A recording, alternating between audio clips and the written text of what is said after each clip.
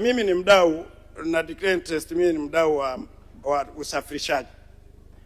Kama kuna sehemu Mheshimiwa Waziri inahitaji kutusaidia ni hasa wasafirishaji wa mabasi. Na nimefurahi sana ushauri wa kamati kwamba tumuombe LATRA ageuka kuwa mlezi.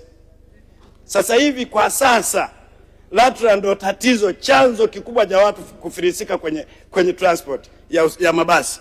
Nataka nikupe mfano Mheshimiwa. Sasa hivi kuna shilingi 5 kila tiketi moja unayokata. Mimi kwa mfano kwenye basi utakata tiketi shilingi 10,000.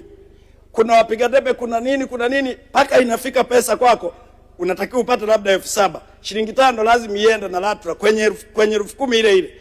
Lakini Mheshimiwa, ukitoka tu mita 100 ukikumbana na tatizo, labda umezidisha abiria au hakufunga mkanda au una dustbin, unapigwa tena 2,250. Sasa nikuulize Mheshimiwa, mimi natoa mfano mdogo. Tunaye mkurugenzi wa madawa ya kulevya, tunaona kazi nzuri anavyofanya.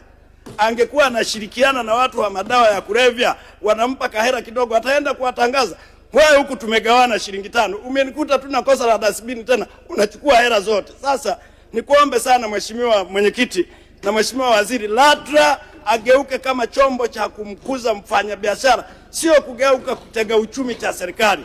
Nikuombe sana Mheshimiwa, yako matatizo mengi ambayo wewe mwenyewe umeona juzi baada ya matatizo ya mafuta. Sisi tumekubali kukaa na serikali kujitolea kula hasara, lakini tatizo LATRA kila kitu.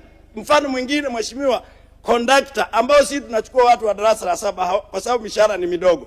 Conductor anatakiwa akasome, anasoma analipa 300,000 apewe cheti cha ukondakta. Akipata kile cheti, ukimfukuza ukondakta akienda kukisajili serikalini cheti hakitambuliki. Sasa hiyo ni kazi gani?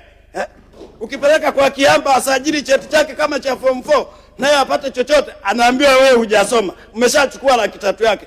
Nikuombe sana Mheshimiwa Mwenyekiti na Mheshimiwa Waziri, tulizingatie hilo kwamba LATRA ikigeuka kama chombo cha kuwasaidia wasafirishaji wa mabasi. Nakushukuru sana Mheshimiwa Mwenyekiti, asante sana.